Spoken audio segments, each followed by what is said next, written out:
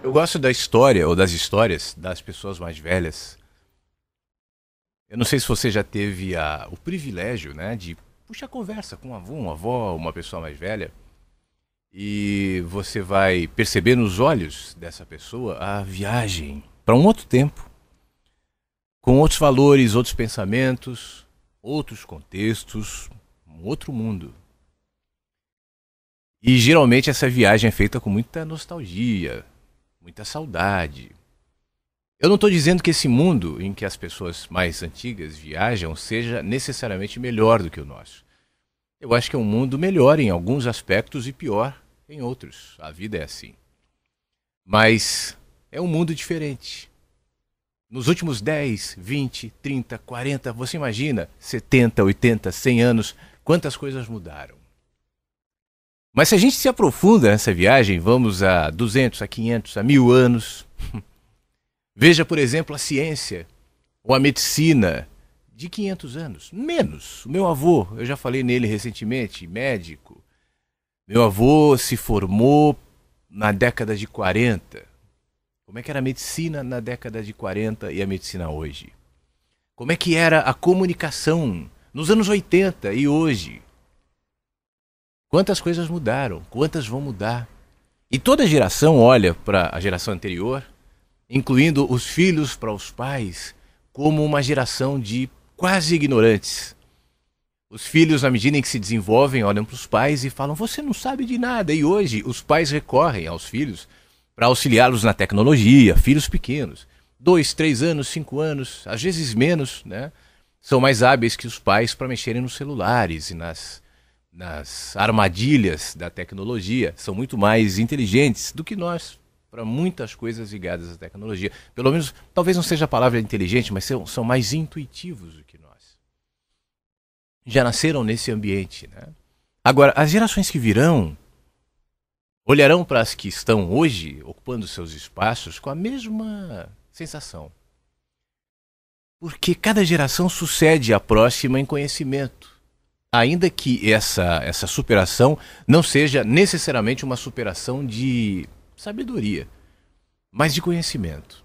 Isso quer dizer que desde os tempos mais remotos até hoje, a humanidade tecnologicamente, cientificamente, intelectualmente, inclusive, evoluiu em muitas coisas. Quantos conhecimentos, quantos aprendizados.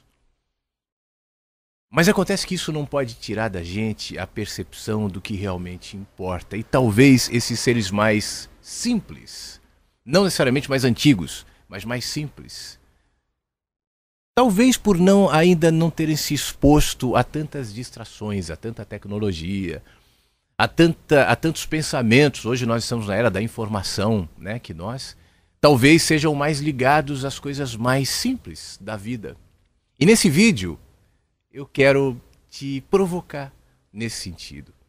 Eu sei que você provavelmente está correndo atrás do seu dinheiro, do seu trabalho, da sua prosperidade, da sua promoção, da sua formação, e é bom que seja assim. Nós vivemos um mundo onde isso é importante, mas quem sabe essa busca não esteja priorizando o seu caminho e, quem sabe, deixando o seu caminho com menos sentido. Eu tenho aprendido na vida que os significados, que são muitos, das nossas vidas, se apreendem nas coisas pequenininhas, mesmo. As coisas maiores são legais, são importantes, mas nelas sempre há um nível de comparação. Para que eu seja grande, eu preciso do menor. Para que eu seja forte, eu preciso do mais fraco. Para que eu seja bonito, eu preciso do feio. Para que eu seja careca, eu preciso do cabeludo. Sempre há comparação, né? No micro não há. E por isso, hoje, por exemplo, a gente estava falando aqui na radioinverso.com, uma ouvinte propôs dizendo o seguinte: eu estava reparando num mendigo e num cachorro. E eles são muito mais fiéis do que os humanos. Eles não querem saber se é mendigo, se é rico, se é pobre, se é analfabeto ou se é gênio.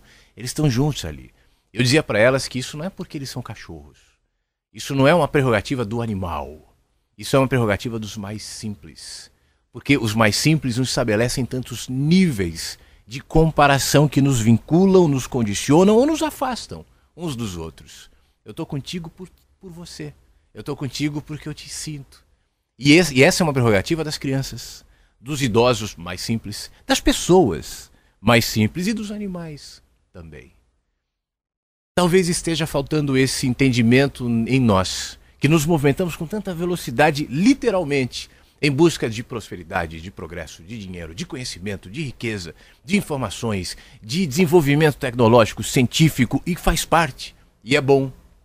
Mas será que nessa pressa a gente não está perdendo a dimensão do micro? A importância dos significados que se aplica no cotidiano, nas experiências com o próximo, nos vínculos que se dão não só entre os que convivem, mas nos anônimos. Será que a gente não está afunilando demais o nosso olhar e vendo a vida com tanto pragmatismo, com tanta estreiteza de mente e de olhar? Eu não estou tocando aqui, e nem a minha intenção e jamais será, em nenhum aspecto moral. Eu não estou dizendo que é certo ou que é errado, ver assim ou ver assado. Não estou dizendo que é recomendável, que você deve ser assim ou não. Cada um encontre os seus caminhos e os seus sentidos. Tudo bem. Eu só estou levantando aqui que talvez a gente tenha perdido a dimensão da percepção de onde as coisas acontecem.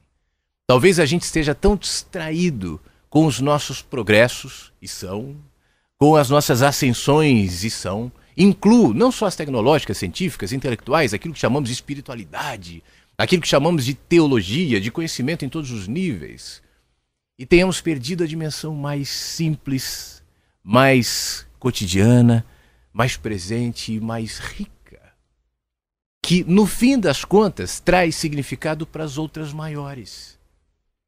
Não são as grandes coisas que vão produzir significados nas simples. Por exemplo, não é ganhando na Mega Sena que você vai valorizar a tua família. Um exemplo. Né? Não é sendo famoso que você vai passar a gostar das pessoas. Não são as grandes que nos tornam melhores, mas é o contrário. É valorizando as pessoas, é valorizando quem está próximo, é se amando, é se enxergando, é se expondo às suas próprias fragilidades e limites, que você começa a enxergar a vida de uma condição mais ampla, mais macro, e necessariamente com mais sentidos e mais significados. Entende o que eu quero falar? A gente pode continuar a nossa correria, o nosso dia a dia, você vai continuar o teu hoje, claro. Nossa busca, nossos estudos, nosso trabalho, nossas construções, sejam elas quais forem, legal. Mas vamos perder a dimensão da simplicidade. Talvez nós sejamos distraídos demais e exatamente por isso absolutamente perdidos em relação aos sentidos da vida. Eu não acredito em um sentido da vida. Eu acho que a vida tem muitos sentidos. Os sentidos de hoje. E eu vou descobrindo na medida em que eu caminho e me mantenho aberto para perceber nas oportunidades de vínculos, de conhecimentos, de contatos, de crescimento, de experiências, os sentidos que me habitam. E a partir de então, projetá-los na existência. Eu acho que está faltando isso na gente. E eu acho que é oportuno a gente parar para pensar nisso. Se cuida e fica bem.